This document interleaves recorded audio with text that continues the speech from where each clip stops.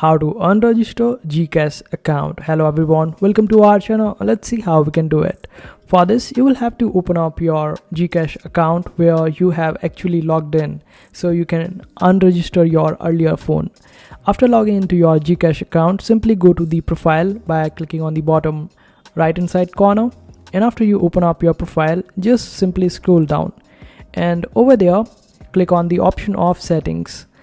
And in settings, you will be able to find the option of account secure. Simply click on it. Then you would be able to find the registered phone over there. Simply click on it. Then the option of unregister will appear. Simply click on it. Then it will ask you to confirm whether you want to unregister or not. Then it will ask you to verify yourself, and it will require you to take your selfie in order to verify yourself. As soon as you take your selfie and verify, your account will be unregistered. Now you can simply open up GCash on any other device if you want to, and this is how you do it. I hope this video was helpful. Make sure to hit that like button and also subscribe to our channel for more helpful videos.